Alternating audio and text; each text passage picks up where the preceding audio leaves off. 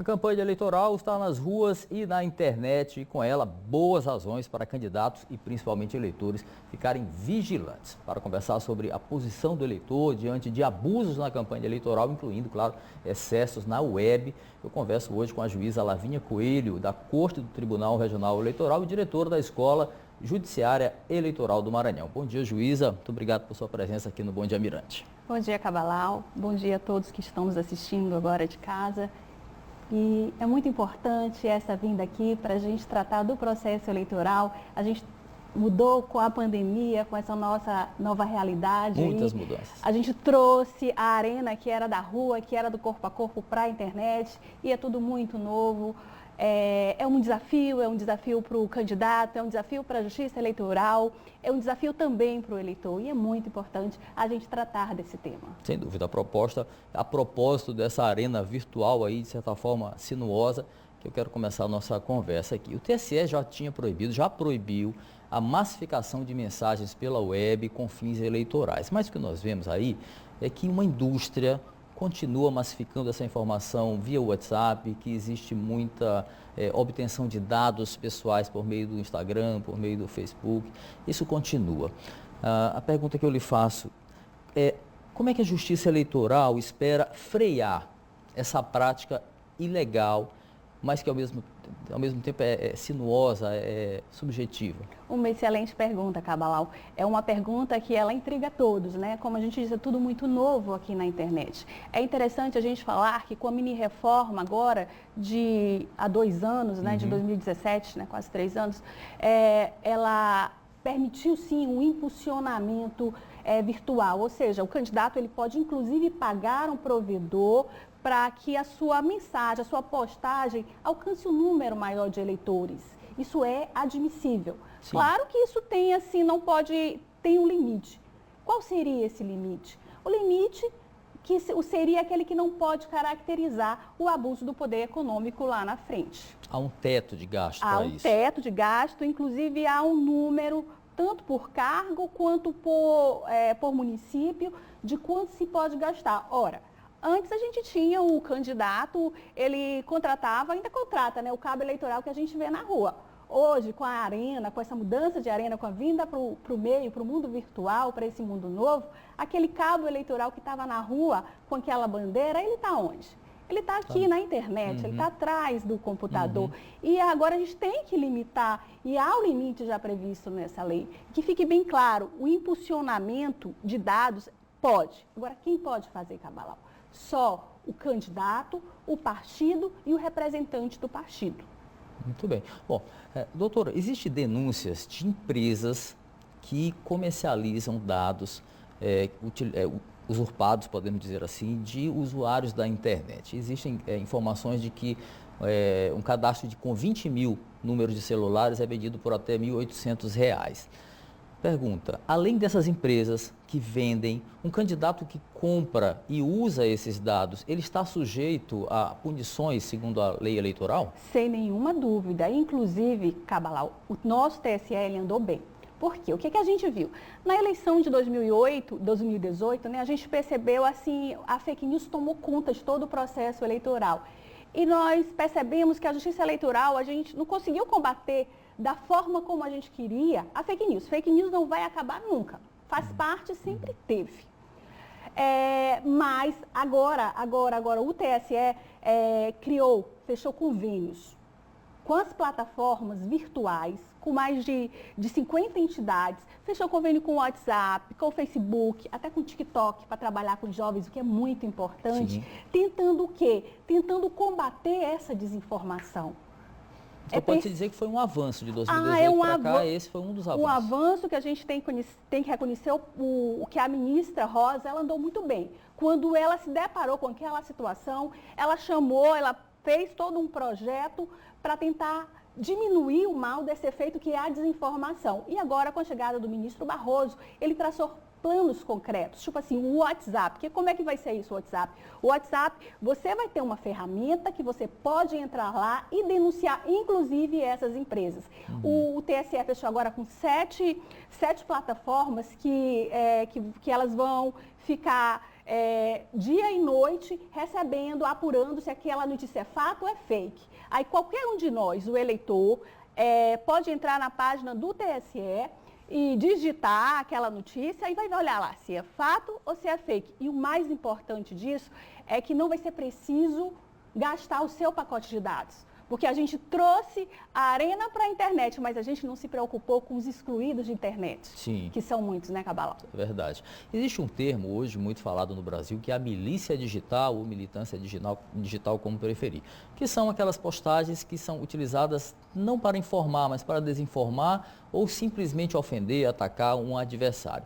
A minha pergunta é, um candidato, ele pode se eximir de responsabilidade quando uma militância atua nesse sentido e não ele, no sentido de denegrir os seus opositores? É interessante essa pergunta e muito oportuna. O artigo 7º da resolução que trata da propaganda, ele é bem claro. O candidato não pode se eximir. Ele é responsável também por essa propaganda. É interessante aqui a gente destacar que não se está condenando, que tão importante quanto o candidato falar, dizer, olha, boa, eu sou um bom candidato, é permitido que o outro candidato diga, olha, ele quer ser teu gestor, mas ele falhou, ele comprou mais álcool do que deveria na pandemia, isso sim é permitido, Sim. Entendeu? Sim, ok. Antes mesmo da propaganda propriamente dita, os candidatos já se valiam das lives para divulgar as suas propostas. Há um limite para a utilização das lives? Pode participar pessoas, artistas, professores, especialistas de uma live, outro político pode participar? Qual é o limite do uso da live como palanque eleitoral? Limite há para tudo, né? Eu penso que um direito que é sagrado, que é constitucional, é o direito à informação. Então, a gente tem que entender que é muito bom a conversa do candidato com o seu eleitor. Isso é até, vamos supor, louvável, é necessário em toda e qualquer democracia. Até nós percebemos que na pré-campanha o TSE permitiu muito mais. Então, é possível sim. Muito bem.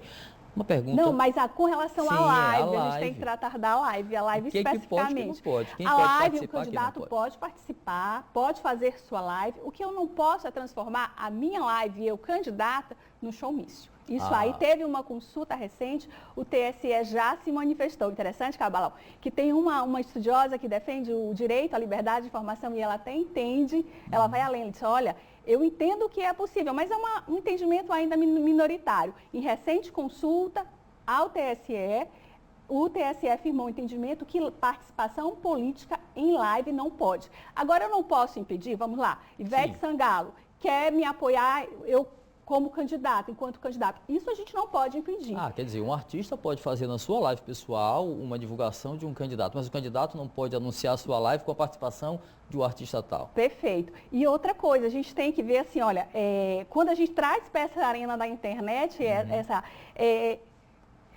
a questão da disputa eleitoral, sim. É interessante a gente tentar assegurar a igualdade de oportunidade para todos. Agora, é um desafio, sim, para a gente. Como é que a gente vai fazer com que a Lavínia, candidata a vereadora, com 100 seguidores, vá concorrer com o Cabalau, um jornalista famoso que tem 100 mil seguidores? Nem tanto. É muito desafiador, é muito desafiador. Essa igualdade aí é bem complicada. Uma última pergunta, juíza, sobre uma questão de gênero. Como a Justiça Eleitoral vai acompanhar, vai estar atento para candidaturas laranjas, que tanto se falou, mulheres utilizadas como laranjas, como vai ser a análise esse ano? Perfeito. A gente trabalhou muito no TRE, informando, tentando educar, chamando a atenção para os partidos políticos da importância de se respeitar a cota de 30%, né, que é o número mínimo de mulheres enquanto candidatas. E aí o TSE mais uma vez andou bem. O TSE tem evoluído muito nos últimos anos, assim, tá de olho na realidade. E na resolução tem um parágrafozinho novo que ele diz assim: se o juiz eleitoral desconfiar de candidaturas, eu não gosto do termo laranja, porque você já pune a gente, mulher, que é muito mais difícil de ocupar qualquer espaço de poder. Mas se o juiz desconfiar, ele dá o prazo de 24 horas e o partido é obrigado a trazer aquele papel por escrito, onde tem a assinatura de todos os candidatos. E aí, tu me perguntas, e se ele não trouxer? Se ele não trouxer, todas as candidaturas caem. Olha o alerta aí, hein? Isso é impossível, isso já existiu aqui no estado vizinho do Piauí, enquanto 6 vereadores caíram. É importante sim. E outra coisa, eu chamo a atenção, e não só é a cota, quando do registro, é necessário a gente observar, dar a essa mulher todas as oportunidades. Por isso é assegurado também essa cota, esse mínimo de 30%, com relação ao tempo de propaganda e também ao Fundo Especial de Financiamento de Campanha. Sim. E mulheres não se sujeitem a isso também, né?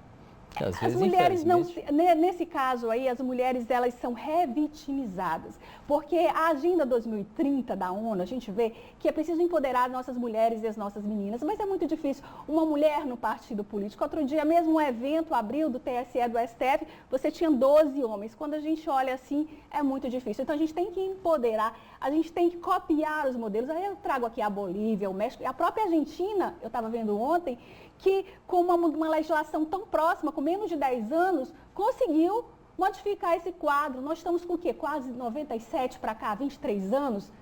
Qual o percentual de mulheres hoje no parlamento? 15%? Vale ressaltar que a nossa eleição tem 11 candidatos. Ou tem 10 agora, 10 candidatos. E você viu muito trazendo a mulher enquanto vice, né? Realmente a gente tem que pensar e, enquanto isso, lembrar que 52% da nossa população é de mulher, 52% do eleitorado é de mulher. É preciso pensar. Né? Preciso pensar. Sempre digo, preciso pensar. Juíza Lavínia Coelho, membro da Corte do TRE, muito obrigado pela nossa conversa. Um ótimo dia para a senhora. Eu que agradeço.